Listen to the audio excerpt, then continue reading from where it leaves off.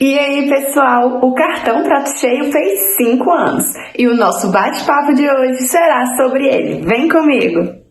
E hoje estamos aqui com a Rayane Lohane Lima França. Ela tem formação em gestão pública e está cursando a faculdade de psicologia.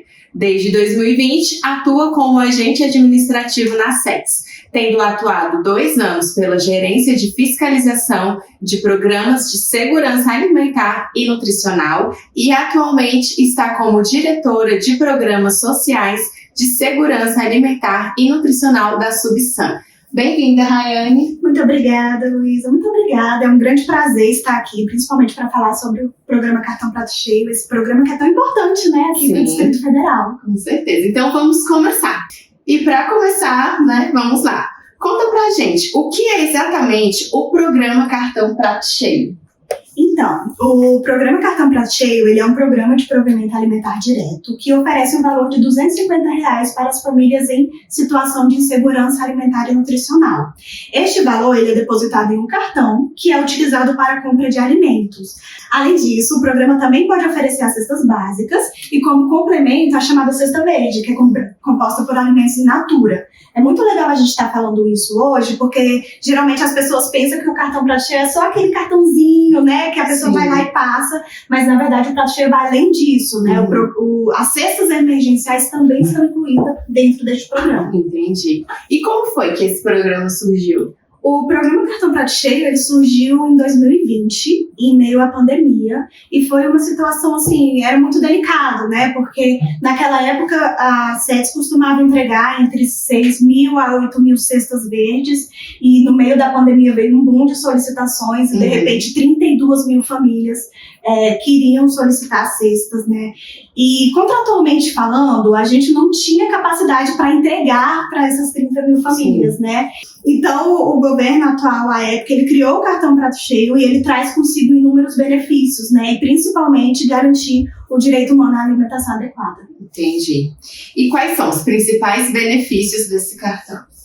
Então, o programa Cartão Prato Cheio, o principal benefício dele é realmente trazer autonomia para as famílias, né? Antigamente, com a entrega da cesta básica, eram aqueles itens que estavam na cesta básica apenas, né? Hoje, com o cartão, o beneficiário ele tem essa autonomia de escolher o alimento que faz sentido para a sua família. Então, ele pega o cartão e vê que naquele momento a família dele está precisando mais, às vezes, de uma proteína, ou às vezes de um arroz, vai ao mercado, e faz essa compra de acordo com a família, né, do que a família está precisando. Além disso, né, o programa ele também vai fomentar a economia local. Ele possibilita que os beneficiários eles vão nos pequenos comércios, né, no mercadinho, na padaria local, para fazer as suas compras. Isso acaba fomentando o nosso comércio, né? E por último, mas também não menos importante, o programa ele contribui com o direito humano à alimentação adequada, ele promove a cidadania, né? Ele tem esse objetivo de diminuir a situação de insegurança alimentar e nutricional do DF. Sim, interessante. E quem pode ter acesso ao benefício?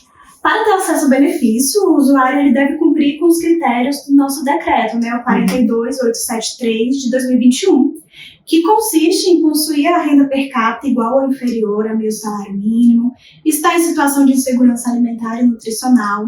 Também é importante estar inscrito no CIDES, que é o nosso sistema interno da SEDES, né? E ele também tem que residir no Distrito Federal. Tá. E o que acontece se a pessoa não possuir nenhum desses critérios? Caso a pessoa não tenha algum desses critérios, ela não terá o direito a entrar no programa na modalidade pecúnia. Mas como eu falei no começo, o programa Cartão Prato Cheio ele vai além, né? Ele tem a nossa modalidade de cestas emergenciais. Então, se a pessoa estiver em situação de insegurança alimentar e nutricional, ela poderá solicitar uma cesta básica nas nossas unidades. Tá. Como que são? Como que funcionam essas cestas básicas? Então, a cesta básica de alimentos ela é concedida às famílias que estão em situação de segurança alimentar por meio de 2 vias, né? Ou a pessoa que não tem os critérios para entrar na modalidade pecúnia, ou a pessoa que tem os critérios, mas que ela está esperando, né? Existe uma fila de espera, não demora muito, mas às vezes nesse meio período a situação dela é grave, é urgente, e ela solicita essa cesta básica para prover ali durante esse período. Entendi. E a tal da cesta verde? Como ela entra nessa história? Então, a Cesta Verde, ela também faz parte do programa Cartão Prato Cheio na modalidade complementar. Ou seja, os beneficiários que recebem o Cartão Prato Cheio ou que recebem a cesta básica, recebem a Cesta Verde. Só que é muito importante a gente deixar claro que a Cesta Verde, ela não é obrigatória, né? Os beneficiários do Cartão Prato Cheio não vão receber todos os meses, mas eles vão receber entre 1 a 2 vezes no período de recebimento das parcelas. Entendi. E existe uma fiscalização? Eu queria saber um pouco sobre a parte da fiscalização, como que é feita. Claro. Hoje a fiscalização do programa Cartão Prato Cheio ele é feito pela nossa Gerência de Fiscalização de Programas de Segurança Alimentar e Nutricional, também conhecida como GFSAN, né? E ela é responsável por fazer esse monitoramento e fiscalização dos beneficiários do programa, né? Como eu comentei no início da nossa conversa aqui, inicialmente a gente teve esse boom de solicitações, eram 6 mil cestas por mês, de repente tinha mais de 30. Então, a nossa necessidade no início era garantir que essas pessoas não passassem fome, né? Que elas saíssem dessa situação de insegurança alimentar e nutricional, principalmente considerando cenário de pandemia. Então, nesse caso, a gente incluiu os beneficiários, mas é claro que sempre existe ali uma minoria que quer tentar entrar no programa de má fé, né, sem ter os critérios. Então, com o amadurecimento da gestão, da execução do programa e também com as recomendações de órgão de controle, nós criamos a GFSAN e, junto com ela, mecanismos para barrar a entrada dessas pessoas que tentam, de alguma forma, receber o benefício de forma irregular.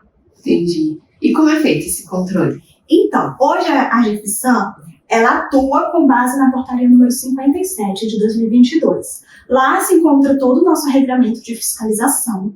E hoje a gente atua de 2 vertentes. Primeiro ocorre o bloqueio preventivo, que ele vem antes mesmo dos beneficiários entrarem no programa.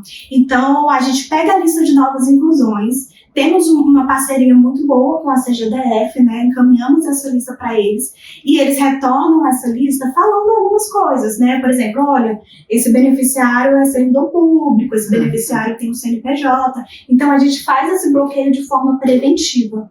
A outra forma de atuação é a forma repressiva, onde de tempos em tempos a gente pega ali a nossa lista de beneficiários ativos, fazemos esse mesmo batimento. Porque a gente entende que a situação do beneficiário muda, né? Sim. Às vezes, quando ele estava solicitando entrar no programa, estava tudo certo, ele tinha todos os critérios, mas às vezes no meio ele recebe ali 3 parcelas, passa num concurso, ou abre um CNPJ, algo. Então é importante fazer esse batimento de tempos em tempos. Entendi. E é importante também, Luísa, falar que a gente recebe muita denúncia, né? Tanto das nossas unidades aqui das sedes, como também dos próprios beneficiários. Eles entram na ouvidoria e acabam fazendo denúncias pra gente e a gente sempre verifica. Tá sempre de olho, né? Sim. E em quais casos as pessoas são bloqueadas? Todas as regras de bloqueio, como eu te falei, elas estão na nossa portaria número 57. Mas, basicamente, todas as pessoas que ferem as regras de entrada no programa. Então, por exemplo, pessoas que recebem acima de meu salário mínimo, pessoas que possuem CNPJ ativo, pessoas que não residem no DF e também membros com duplicidades, que são aquelas pessoas que estão na mesma composição familiar, mas tem mais de uma pessoa recebendo o benefício, sabe? E o último caso é em caso de falecimento. Às vezes algum membro faleceu da composição familiar e aí a gente faz um bloqueio, porque é importante fazer o recálculo da renda, né? Entendi. E se alguém for bloqueado ou quiser regularizar a situação, como que faz? Ao perceber que o benefício está bloqueado, às vezes as pessoas não concordam e realmente elas estão dentro do critério. Por exemplo, tem alguns servidores públicos que a renda deles realmente é muito baixa, né? Às vezes é um servidor que recebe pouco, ou tem muitos membros na composição familiar. Então, eles vão entrar em contato com a nossa gerência de fiscalização através dos nossos canais de comunicação, que pode ser tanto pelo e-mail pratocheio@sedes.df.gov.br ou pelos nossos telefones 3773-7279, 3773-7276 ou 3773-7264. Assim que eles entrarem em contato, a nossa equipe de fiscalização já está treinada ali para pedir a documentação comprobatória para fazer o desbloqueio. Entendi. E eu quero saber, tem alguma novidade no programa que você possa contar pra gente? Temos muita novidade, né? Fizemos 5 anos agora o programa Cartão Prato Cheio, é um marco histórico, né? E nós temos 2 novidades. A primeira é que agora o programa vai atender 130 mil famílias. Olha! Aumentamos de 100 mil para 130 mil famílias. E o número de parcelas, que antes eram 9, agora serão 18. Isso é muito bom, porque amplia tanto a duração quanto o alcance do benefício, e é uma ótima notícia para a população do DS, Sim, né? que maravilha, né? Que bom, gente. Foi muito boa a nossa conversa. 5 anos do Prato Cheio. Chegamos ao fim. Te agradeço, Rayane, por estar aqui com a gente. Foi incrível o nosso papo. E até uma próxima vez. Tchau, gente. Tchau.